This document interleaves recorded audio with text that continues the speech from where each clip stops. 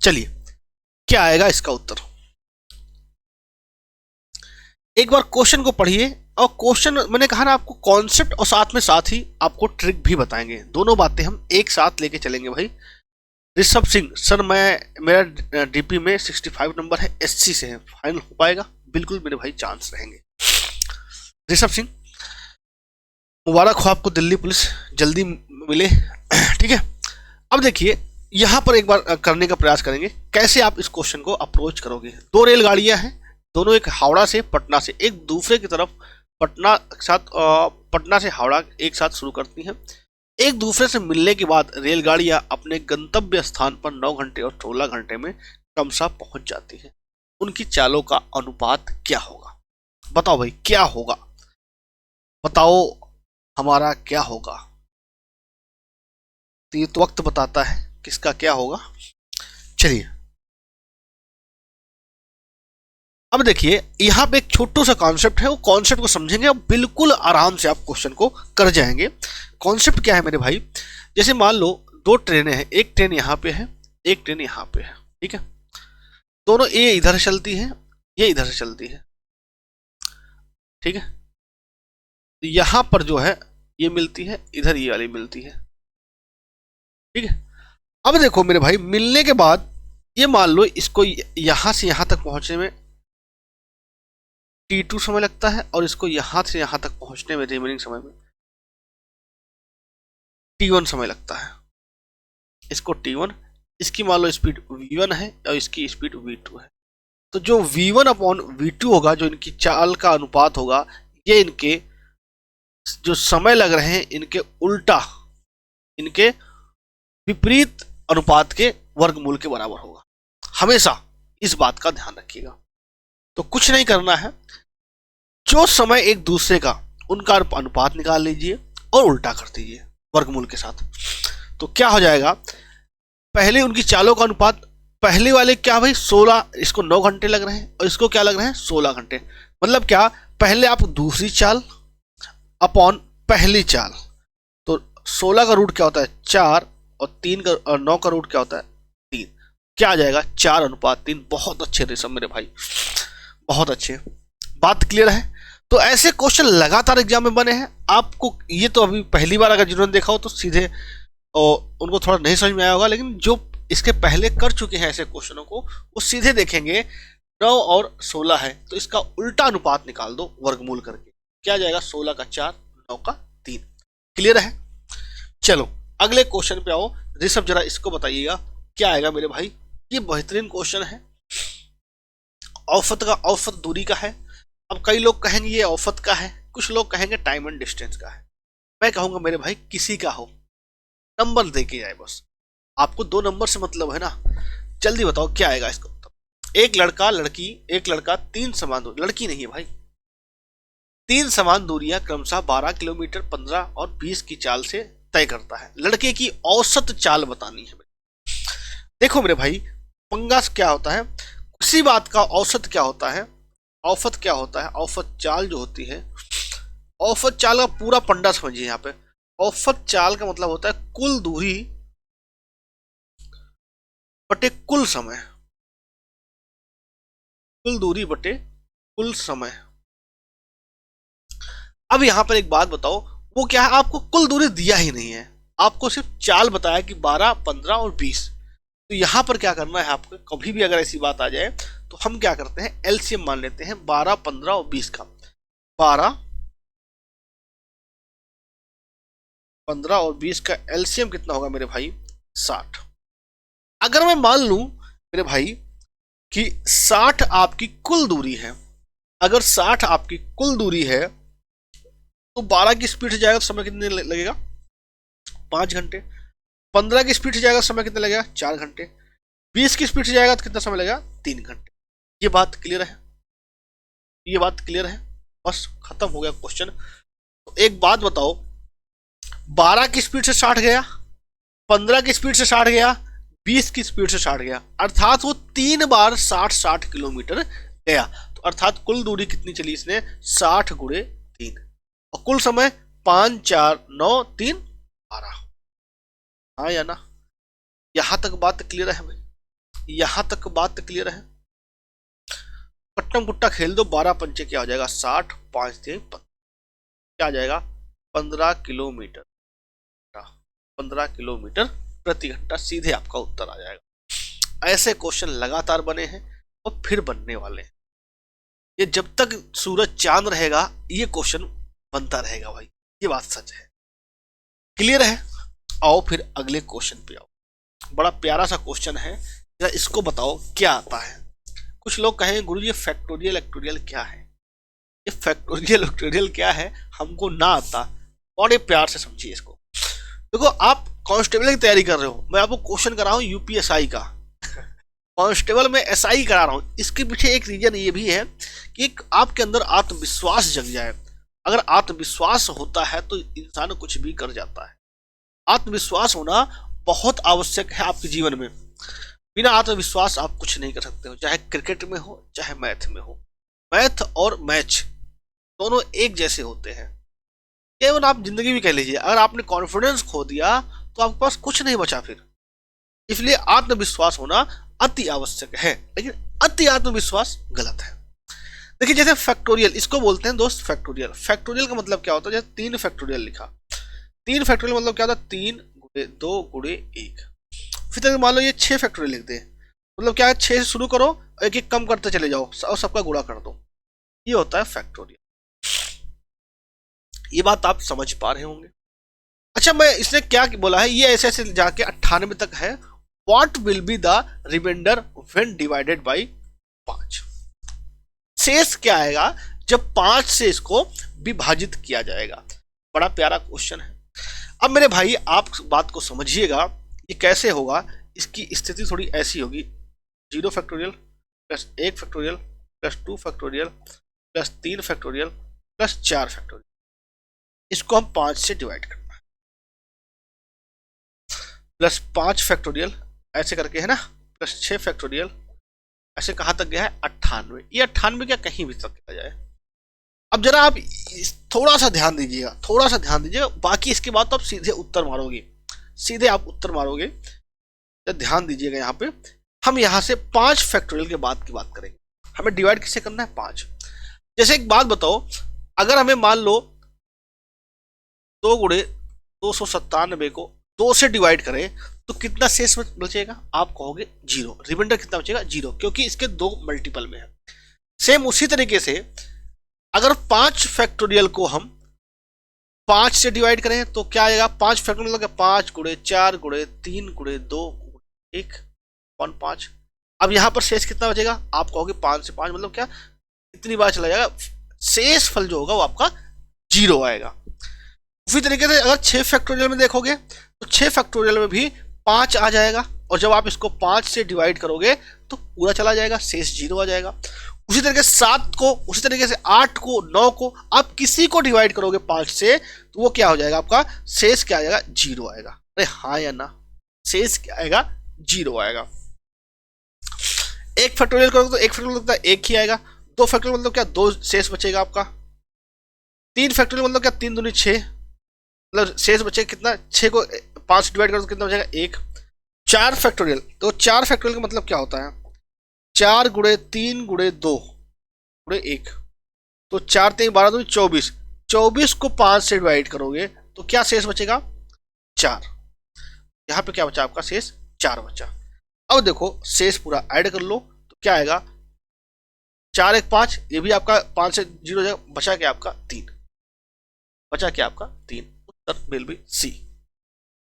Clear है आसान चीजें? अरे बहुत आसान है, बस तुम्हें समझना है बस चीजों को। अब देखो, ये तो आपने पहली बार ऐसे किया, अब बच्चा करेगा कैसा वो देखो। अब तुम बच्चे नहीं रहे, अब तुम बच्चों के बाप बनने वाले हो। अब देखो क्या करना है, इसको 5 से डिवाइड करना है, तो 5 से डिवाइड जैसे ही करोगे तो हमें 5 फैक्टोरियल यहाँ पे मिलेगा, उससे हमें मतलब ही नहीं है। हमें मतलब किससे होगा? 1 फैक्टोरियल से प्लस 2 फैक्टोरियल से प्लस 3 फैक्टोरियल से प्लस 4 फैक्टोरियल से। ठीक है, इसको 5 से डिवाइड करना है। तो 5 से डिवाइड करोगे तो यहाँ पे शेष कितना आएगा? 1। यहाँ पे कितना आएगा? 2। यहाँ पे कितना आएगा? 6, मतलब क्या 6 को 5 से करोगे तो कितना बचेगा? 1 बचेगा। यहाँ पे कितना आएगा 4 फैक्टोरियल मतलब क्या 4 गुणे 3 गुणे 2 4 3 12 2 24 24 को कितने से करोगे 5 से क्या आएगा 4 आएगा। हमें शेषफल निकालना है तो हम शेषफल पे ही फोकस करेंगे। तो क्या आएगा उत्तर आपका 4 1 5 तो 7 1 8 8 को 5 से डिवाइड करोगे क्या आएगा रिमाइंडर 3। क्या आएगा रिमाइंडर 3। बात क्लियर है, बात तो समझ में आ गई भाई।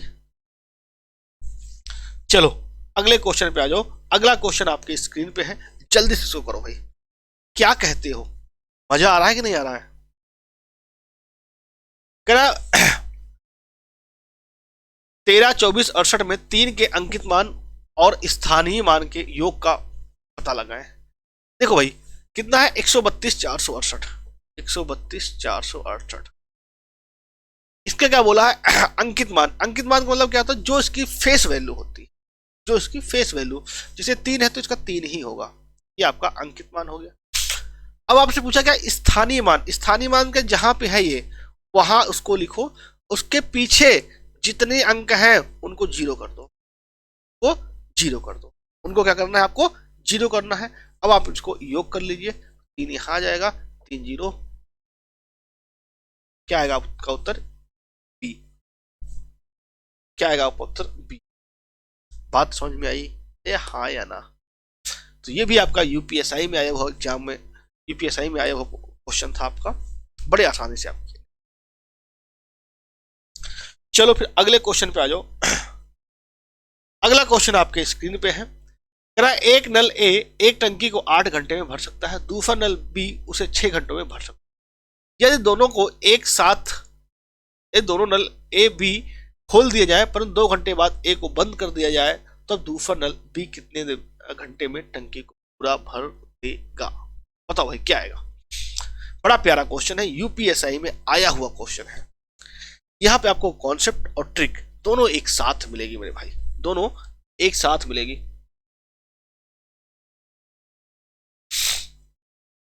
दोनों डोज एक साथ मिलने वाला है। देखो एक कॉन्सेप्ट सेम आपका टाइम एंड वर्क वाला ही जैसा है और कोई इधर उधर की बात नहीं है, जो कहे वो करेंगे। ए और बी 2 टंकियां हैं, ए जो है एक टंकी को 8 घंटे में और बी जो है 6 घंटे में भर सकता है। तो हमने क्या माना कि वो जो टंकी है वो कितने लीटर की है 24, ये आपने मान लिया कि टंकी की क्षमता कितनी है 24। तो ये देखो ये अगर 8 घंटे में भरता है 24 लीटर तो 1 घंटे में कितना भरेगा 3 लीटर। 6 घंटे में 24 लीटर भरता है तो 1 घंटे में कितना भरेगा 4 लीटर। यहां तक बात क्लियर है तो मेरे भाई, यहां तक बात क्लियर है। अब कह रहा है दोनों नलों को एक साथ खोल दिया जाए परंतु 2 घंटे बाद। अब देखो अर्थात 2 घंटे तक दोनों नल एक साथ चलेंगे। अगर 2 घंटे तक दोनों नल एक साथ चलेंगे तो 3 ये भरेगा 4 ये भरेगा, तो 7 1 घंटे भरे जाएंगे तो 2 घंटे में मेरे भाई कितना भर जाएगा 14 लीटर पानी भरा जाएगा। अब देखो शेष बचा कितना 24 भरना था मेरे भाई और भरा कितना गया 14, तो मतलब शेष बचा आपका 10। अब इसको भरेगा कितना, कौन भरेगा बी भरेगा। अब देखो बी किस रफ्तार से भरेगा 4 की रफ्तार से भरेगा, तो बी भरेगा मेरे भाई 4 की रफ्तार से। तो 10 लीटर भरना है 4 की रफ्तार से, तो 4 दूनी 8 4 दूनी 8 और बचा कितना आपका 2 2 4 4 सही 2 बटे तो क्या 2.5 घंटे। कितने घंटे में मेरे भाई 2.5 घंटे में आपका उत्तर आ जाएगा। उत्तर आपका डी, डी फॉर टंकी। जो भी मूवी चल रही है बड़ी अच्छी मूवी बनाई है, दूर के ढोल सुहावने होते, इसी पर उन्होंने मूवी बनाई कि लोगों को लगता है कि हाँ भाई विदेशों में चले जाओ तो बड़ा पैसा है, जैसे लोगों को लगता है कि दिल्ली में आ जाओ तो यहाँ के देखो फिल्म एरिया में कैसे कैसे लोग, अरे कहीं बंगाल से आके लोग कैसे कैसे। जब तक आपके अंदर स्किल नहीं, और आपके अंदर स्किल है तो आप कहीं भी पैसा बना, ये बात सच है। चलो अगले क्वेश्चन पे आ जाओ। अगला क्वेश्चन आपके स्क्रीन पे है, बेहतरीन क्वेश्चन आपका, कई बार एग्जाम में पूछा गया और इस बार भी ये आएगा ही आएगा, गारंटी ही आएगा। यदि एक लंब वृत्तीय बेलन के आधार का व्यास 33 से ही 1/3% कम कर दिया जाए और उसकी ऊंचाई को दोगुनी कर दी, ऊंचाई दोगुनी कर दी जाए, ये बात मैंने कल ही बताई थी। जरा उत्तर बताओ क्या आएगा। देखो, लंबवृत्तीय बेलन है, बेलन का जो आयतन होता है क्या होता है, पाई आर स्क्वायर एच, मतलब जो त्रिज्या होगी उसका वर्ग और ऊंचाई का एच। अगर हम त्रिज्या के बारे में बात करें, त्रिज्या हमें जो आपका परिवर्तन होगा वो आर स्क्वायर एच पे निर्भर करेगा। तो पाई तो भाई आपका कांस्टेंट रहता है, पाई में कोई चेंज कर नहीं रहे आप, तो आर क्या हो गया, 33.3% कम कर दिया गया। 33.3 1/, अगर मेरे भाई पहले 3 था तो 1 कम करके कितना कर दिया जाएगा, 2। अरे हाँ या ना। तो हमें मतलब आर से नहीं है, हमें मतलब किससे है, आर स्क्वायर से। अगर आर का अनुपात 3:2 है तो मेरे भाई आर स्क्वायर क्या हो जाएगा, आप कहोगे गुरुजी 9:4। मैं कहूंगा बड़े अच्छे हो रहे हो तुम तो आजकल, इतना ज्ञान कहां से आ रहा है। तो आप कहोगे सुबह सुबह आपकी क्लास लेता हूं। अब देखो ऊंचाई क्या है, ऊंचाई को इन्होंने कर दिया 2 गुनी, अर्थात अगर ऊंचाई 1 थी पहले तो अब कितनी हो जाएगी, 2 हो जाएगी। ये लिखने में कोई दिक्कत तो नहीं है, बहुत अच्छे, दिक्कत होनी भी नहीं चाहिए। तो हमें मतलब किससे था, आर स्क्वायर एच से, R square H. R square H मतलब इनका मल्टीप्लाई कर दो, 9 कम 9, ये ऊपर से नहीं, हमें आर स्क्वायर एच इन दोनों को मल्टीप्लाई करना है, नहीं तो इसका करने लग जाओ। और 4 दूनी 8, क्या है आपका अनुपात, 9:8। अर्थात अगर पहले आपका आया था 9 था तो अब कितना हो जाएगा, 1 कम हो गया। 1 कम हुआ किस पे, 9 पे, परसेंटेज गुणा 100 कर दो, 11 9 या 99, 11 सही 1/, तो कहीं था क्या, ये बताओ इंक्रीज हुआ या डिक्रीज हुआ। तो आप कहोगे 9 से 8 हो गया, अर्थात डिक्रीज हुआ है। डिक्रीज किससे भाई, 11 सही 1/9, क्योंकि उसके पहले ऑप्शन आपको मिलेगा, कहते भाई भटकाने वाले रास्ते बहुत ही मिलेंगे, भटकने के लिए रास्ते बहुत मिलेंगे, लेकिन रास्ता एक ही काफी होगा मंजिल तक पहुंचने के लिए। ये वाला आपका नहीं भाई, इंक्रीज नहीं हो रहा है, डिक्रीज हो रहा है, इस बात का भी ध्यान रखिएगा। बात क्लियर है। बाकी आप और बहुत सारी आपकी शॉर्ट ट्रिक्स देखोगे, लेकिन उस ट्रिक पे भरोसा करो जो क्वेश्चन कैसा भी आ जाए आपको सही उत्तर तक पहुंचा देगा। चले अगले क्वेश्चन पे आ जाओ भाई। अगला क्वेश्चन आपकी स्क्रीन पे है, कहां गया भाई, ये रहा। बड़ा प्यारा क्वेश्चन है, आपके उम्र से संबंधित क्वेश्चन है। जैसे आपकी उम्र 25 से 55 कब हो जाएगी और आपको आभास भी नहीं होगा, आपको तनिक भनक भी नहीं लगेगी। हमारे गांव में बोला जाता, तन को भनक नहीं लाग भैया, समझिन में नहीं आए का भा। चलिए, 4 वर्ष पहले ए और बी की आयु का अनुपात 2:3 था। 4 वर्ष पहले, देखो मैं आपको तरीका बताता हूं, जो तरीका हमेशा आपको फॉलो हो, ठीक है। फिर उसके बाद आपको शॉर्ट ट्रिक्स और भी बताऊंगा। 4 वर्ष पहले ए और बी का अनुपात क्या था, 2:3, 2:3। और 4 वर्ष बाद क्या हो गया, ये 5:7 हो गया। हाँ या ना, हाँ या ना मेरे भाई, बात बताओ, ठीक है। अब जस्ट कॉन्सेप्ट को समझिएगा, बड़ा प्यारा सा कॉन्सेप्ट है। जैसे मेरे भाई अगर मैं कहूं 4 वर्ष पहले आप अपने छोटे भाई से 2 साल बड़े थे, आज से 4 वर्ष पहले आप अपने छोटे भाई से 2 साल बड़े थे, 4 वर्ष बाद भी, आज से 4 वर्ष बाद भी अपने छोटे भाई से आप 2 साल ही बड़े होंगे। अरे जब बुढ़े हो जाओगे आप, तब भी आप उससे 2 साल ही बड़े रहोगे। ये बात आप समझ पा रहे होंगे। तो मेरे भाई बिल्कुल आप समझ पा रहे होंगे ये बात। तो यहां पर देखो ए और बी 4 वर्ष पहले की बात है, ये 4 वर्ष पहले की बात है, ये पहले, और ये अब ये 4 वर्ष पहले अगर ए 2 साल का था तो बी 3 साल का, मतलब कितना बड़ा था, आप कहोगे 1 का। लेकिन यहां पे क्या हो गया, अंतर कितने हो गए, ये 5 का पहुंच गया, 7 का था, 2 का अंतर हो गया। तो आप कहोगे गलत बात है। अभी आपने बताया कि अंतर समान होना चाहिए, अंतर समान नहीं है यहाँ पे। मतलब क्या, ए और बी के बीच में अंतर कितना था, 1 साल का, अब अंतर कितना हो गया, 2 साल का। ये तो गलत बात है, और नाइंसाफी है। तो हमने कहा भाई नाइंसाफी किसी के साथ नहीं होने देंगे, साफ तो होगा ही होगा।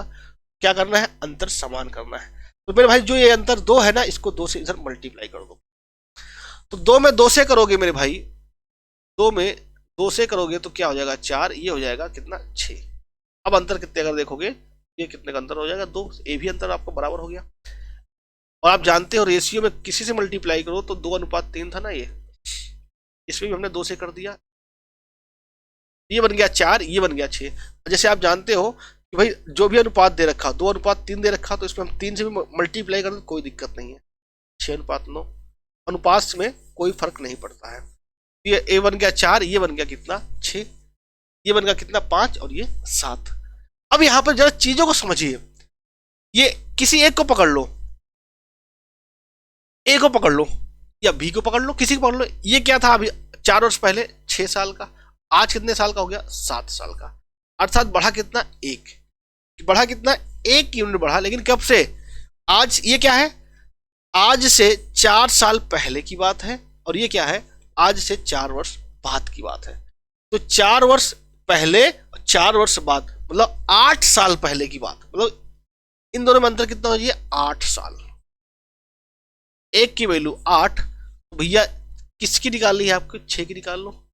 तो 6 की वैल्यू क्या हो जाएगी 8 छंग 48 साल, 8 छंग 48 साल। ये क्या होगी 4 साल पहले, अर्थात 4 वर्ष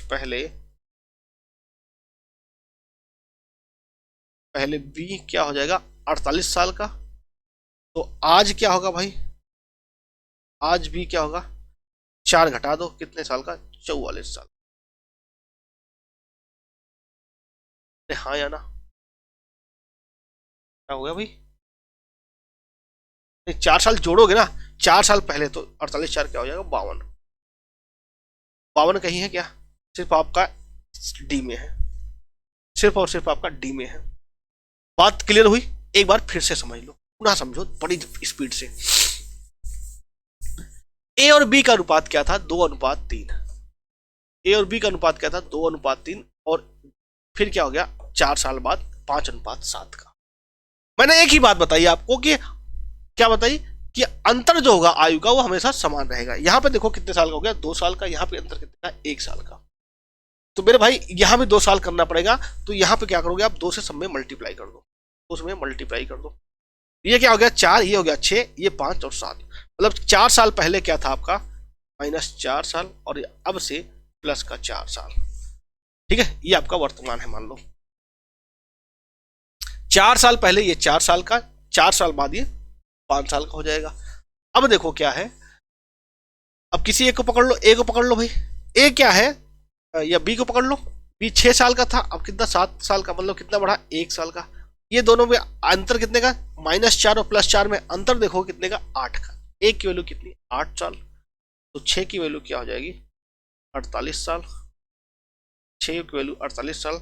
ये क्या था 4 साल पहले, वर्तमान में क्या होगा, वर्तमान में कौन 4 साल और जोड़ दो क्या आएगा आपका 52 साल, 52 साल। ये अगर आप ए के बारे में बात करोगे, ए के बारे में इससे निकाल लो, 8 चौक 32, 32 हो गए, इसकी वैल्यू कितनी हो गई 32, 32 में 4 जोड़ दोगे तो वर्तमान की आ जाएगी, 32 4 कितना जाएगा 36 आ जाएगा। यहाँ पे देखोगे 8 छंग कितना 48, 48 में 4 जोड़ दोगे 52 साल का। हाँ या ना, हाँ या ना भाई, बात क्लियर है। बहुत अच्छे, बड़े अच्छे भाई, बहुत अच्छे। गाना ना बड़े अच्छे लगते हैं क्या, एड फ्री म्यूजिक। चलो अगला क्वेश्चन, किसी धनराशि पर 8 वर्षों में प्राप्त साधारण ब्याज मूलधन का 1/5 है, ब्याज की दर ज्ञात। बड़ा प्यारा क्वेश्चन है। जो आपकी ब्याज है, या फिर ऐसे कर लो यार, आप जानते हो SI बराबर क्या होता है, PRT इंटू 100, PRT अपॉन 100। तो साधारण ब्याज क्या है मूलधन का 1/5, मूलधन का कितना 1/5 है। प्रिंसिपल आपने कितना माना है, मान लो 1 माना है, तो ये किसका होगा 1/5 हो जाएगा। रेट ऑफ इंटरेस्ट निकालना है, समय आपके पास 8 है, और डिवाइड बाई 100, ये क्या हो जाएगा 20/2500।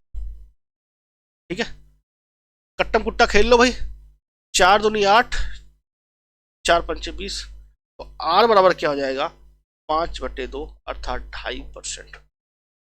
क्या आ जाएगा 2.5%। ये तो था आपका बेहतरीन तरीका जो आप बचपन से करते आए हो, और 55 तक हो जाओगे तब भी ये चलेगा।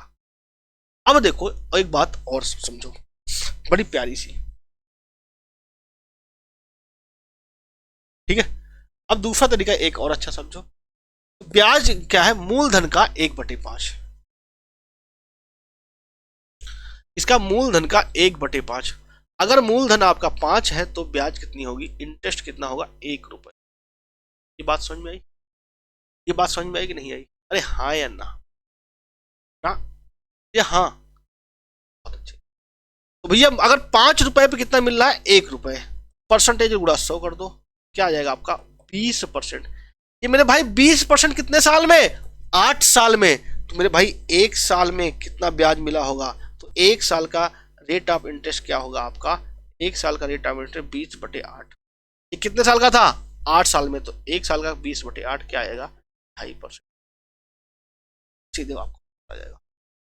बात तो क्लियर हुई, बड़े अच्छे।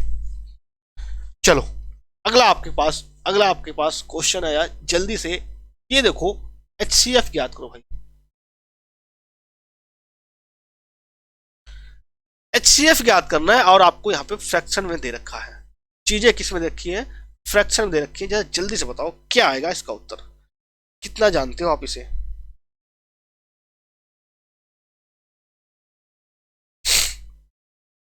दोस्त ठंड है, पढ़ते रहो, मस्त रहोगे। इधर उधर की बातें करोगे तो व्यस्त रहोगे। जितनी आप पढ़ाई करोगे उतना आप बेहतरीन तरीके से चीजों को समझ पाओगे भाई।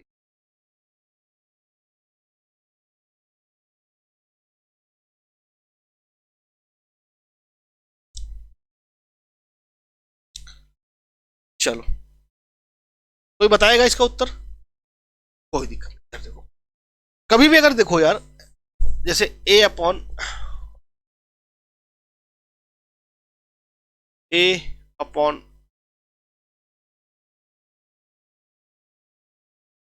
एक्स, B/Y, C/Z दे रखा है। जैसे फ्रैक्शन दे रखा है, अगर आपसे इनसे HCF पूछे तो क्या लिखोगे आप, HCF ऑफ ABC, और नीचे क्या आ जाएगा, LCM ऑफ XYZ। ठीक है। अगर इसी का आपसे LCM पूछता है तो क्या करोगे आप, LCM of ABC, HCF of XYZ, ये बात आएगी। मतलब जो चीज पूछे वो ऊपर वाले का, अगर HCF पूछता तो ऊपर वाले का HCF निकाल दो, नीचे वाले का LCM निकाल दो। LCM पूछे तो ऊपर वाले का LCM, नीचे वाले का HCF। ठीक है। अब यहीं पर आपके पास है बड़ा प्यारा सा क्वेश्चन, चीजों को समझो क्या निकालना है, महत्तम समाप्त वर्तक। महत्तम मतलब क्या, हाईएस्ट। देखो यहाँ पे कई बार बच्चे कंफ्यूज हो जाएंगे, हाईएस्ट क्या लिखा, ग्रेटेस्ट, हाईएस्ट कोफिशिएंट ऑफ इतना, इनका फलना ढिमकाना का। तो क्या करना है आपको, HCF निकालना है। तो अभी मैंने आपको बताया HCF का मतलब क्या, HCF ऊपर वालों का, मतलब अंश वालों का।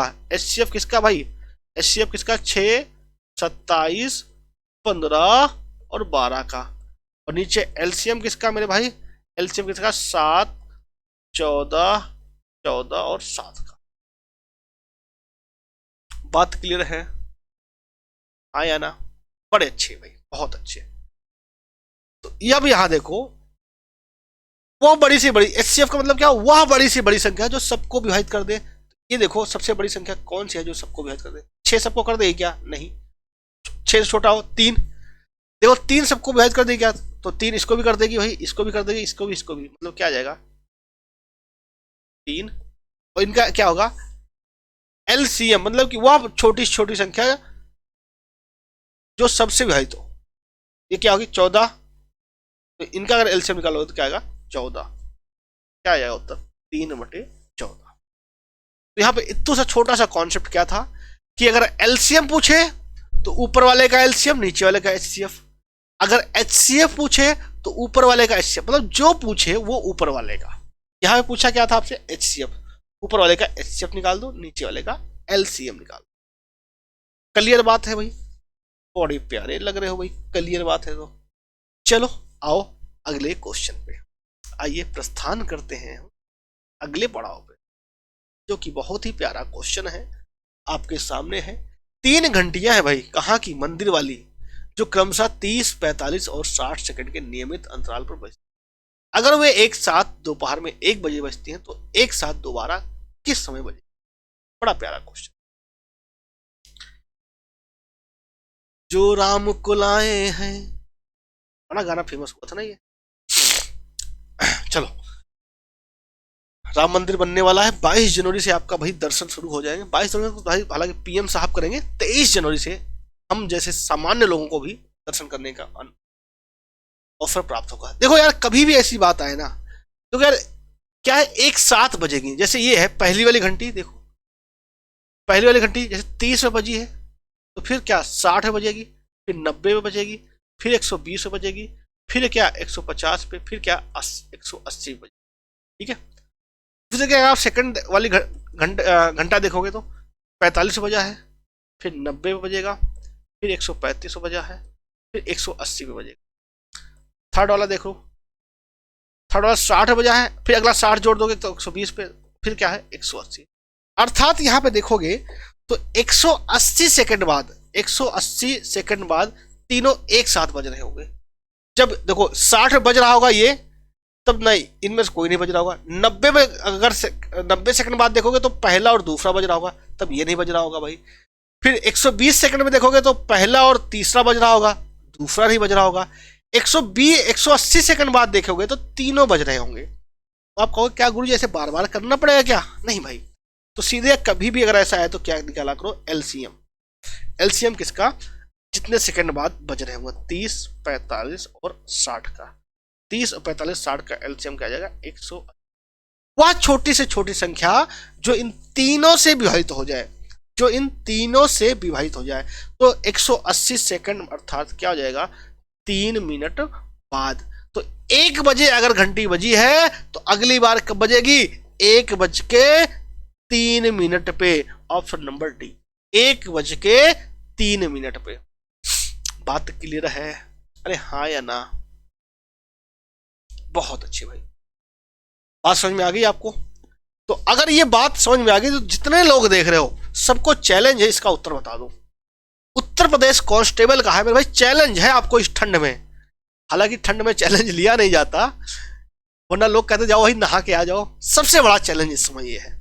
फिर आप क्या करते हो, मुंह धुल के बालों में पानी लगा के आ जाते हो। अब ये मत बोलना कि फर्ज आपने भी ऐसा ही किया है। चलो, बड़ा अच्छा क्वेश्चन है, कॉन्सेप्चुअल क्वेश्चन, लेकिन कुछ नहीं है इसमें। देखते हैं किस क्या उत्तर। अरे ऐसे ही बोल दो, जय माता दी, ए बी कुछ ही बोल दो यार। माता दी तो आप, माता तो आपके साथ ही रहती है हमेशा। देखो मारो, लिखो, तुम टाइप करो, क्या आता है भाई? कुछ भी लिखो यार, देखो सही होता है नहीं होता है, तुक्का मारो। अच्छा लिख दो यार, ए बी सी कुछ भी लिख दो। संदेश वाहक क्या है द्वारा सीमा, शहर की सीमा में पार्सल भेजने का खर्च पहले किलोग्राम के लिए क्या रहता है 60 रुपए, उसके बाद जो है 48 रुपए होता है। एक पार्सल जिसका वजन p किलोग्राम है, भेजने की लागत रुपए में क्या होगी? बड़ा प्यारा क्वेश्चन है भाई। मान लो ये p kg का है, ये टोटल क्या है p kg का है, तो ये p kg है, तो इसका पहले वाले kg का, पहला वाला kg में और इसको मैं 2 बंडल में डिवाइड कर लेता हूं, 2 बंडल में डिवाइड कर लेता हूं, जिसमें 1 kg लिखूंगा, तो बाकी दूसरा वाला बचेगा कितना, p - 1 kg। अरे हाँ या ना? हाँ या ना? ये बात समझ में आई भाई? देखो 1-2 क्वेश्चन मेरे भाई ऐसे आएंगे, जैसे ये क्वेश्चन आया है, इसको आप बहुत ही ऐसा होगा कि आपने कभी देखा हो। तो इन क्वेश्चनों को करने के लिए आपको कॉन्सेप्ट आना बहुत जरूरी है।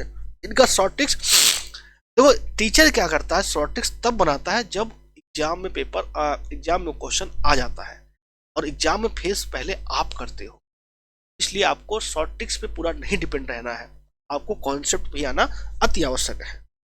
तो बस 1 kg के लिए भैया पहले kg कितने रुपए, 60 रुपए, और रिमेनिंग kg के लिए कितने रुपए बोला इसने, 48 रुपए। भैया दोनों को जोड़ देंगे तो हमें कुल लागत पता चल जाएगी, क्या आ जाएगा 60 + 48 p - 48। 60 में से 48 गया तो कितना बच जाएगा आपका 12 + 48 p। अरे हाँ या ना? नहीं दिख रहा है क्या? आप कहोगे D, D for dear darling. वाह वाह, गजब। क्या कह रहे हो? D for Dhanno. धन्नो को मत बुलाओ वरना बसंती भी आ जाएगी। जहां बसंती आएगी तो वहां गब्बर भी आएगा,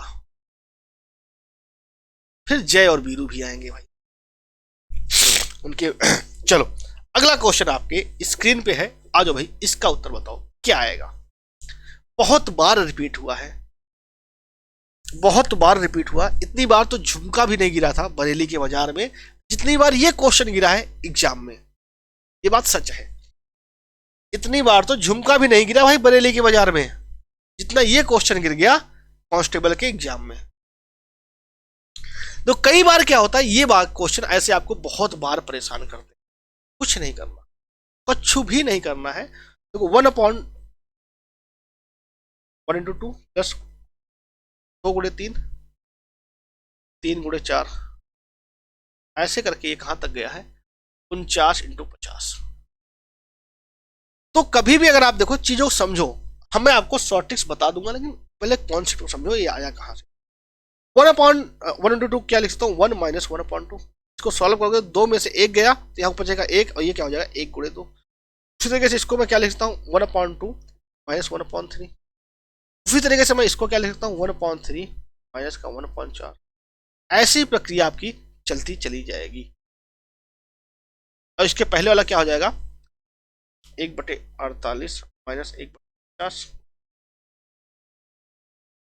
1/49 माइनस 1/50। ऐसी आपकी प्रक्रिया चलती रहेगी। अगर आप देखोगे ध्यान से तो क्या ये वाला इसका सेकंड वाला इसके पहले से कट रहा है, कट गया। उसी तरीके इसका सेकंड वाला इस वाले पंक्ति का, इस वाली रो का इसका सेकंड वाला इसके पहले से कट रहा है, इसका सेकंड वाला इसका पहले से कट रहा है, इसका सेकंड वाला इसके पहले से कटेगा। उसी तरीके से इसका सेकंड वाला इसके पहले वाला जो होगा वो इससे कट जाएगा। अर्थात कट्टम कुट्टा एक खेलते रहेंगे और बचेगा कौन पहला और आखिरी, बचेगा कौन पहला और आखिरी। अर्थात 1/1 माइनस 1/, और आप कट्टम कुट्टा खेलोगे तो 50 माइनस 1/1 × 50 क्या आ जाएगा 49/50। अब इसको सॉल्व करना थोड़ा सा कठिन लगेगा, क्या करो 100 बना लो, यहाँ भी 2 से मल्टीप्लाई कर दो, यहाँ से भी क्या बचेगा 98, 98/100। 100 से भाग कर रहे हैं तो 2 जीरो बाद दशमलव लगा दोगे, अंक बाद क्या आएगा आपको 0.9। ये तो आपका था फुल तरीका। अब बेसिक सिंपल क्या करना है, कभी भी ऐसा क्वेश्चन मिले क्या करना है पहला माइनस आखिरी, फर्स्ट माइनस आखिरी। क्या आ जाएगा 50 माइनस 1/50 × 50/50 क्या आ जाएगा। ठीक है, ये बात समझ में आई। या फिर अगर आप फार्मूला, ये तो आपका ये वाला हो गया, इसको फार्मूला हम बोल देते हैं 1/1 माइनस 1/, ठीक है। या फिर आप ये भी कह सकते हो number of term into 1 × n+1 n/1 × n+1। अब देखो कहां तक गया है ये, ऐसे ऐसे करके कितने टर्म हुए हैं 1 2 ऐसे करोगे तो 49 तक गया है, 1 से लेके 49 तक। तो n की वैल्यू क्या होगी 49/1। ये भी आप कर सकते हो। आओ अगले क्वेश्चन पे। अगला क्वेश्चन आपके स्क्रीन पे है, बड़ा बेहतरीन क्वेश्चन, बिंदास क्वेश्चन है।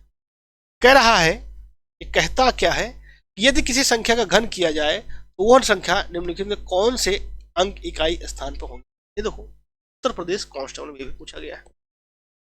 कह रहा घन किया जाए, भैया कौन से, अगर घन करोगे तो किसी संख्या का देखो, अगर 1 का क्यूब करोगे तो क्या आएगा 1, 2 का क्यूब आता ही होगा आपको 8, 3 का क्यूब 3 × 3 = 27, 4 क्यूब 4 चौक 16 चौको 64, 5 का क्यूब करोगे 25 आएगा, 6 क्यूब कितना 216, 7 का क्यूब 50 मतलब 9 आएगा, 8 का क्यूब 512, 9 का क्यूब,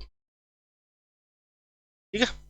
729 और सी आपका 0 क्यूब 0। जब यहाँ पे देखोगे तो 1 भी आ गया, 2 भी आ गया, ठीक है, और 4 भी आ गया, 5 भी आ गया, 6 भी आ गया, 7 भी, 8 भी, 9 भी। मतलब क्या, 0 से कोई भी संख्या आपकी आ सकती है। 7 7 3 आएगा लास्ट में से, ठीक है। तो मतलब ऐसे सर एसएससी क्वेश्चन करवा दो, निक्कू एसएससी के भी क्वेश्चन हम करवाएंगे बिल्कुल आपके, ठीक है।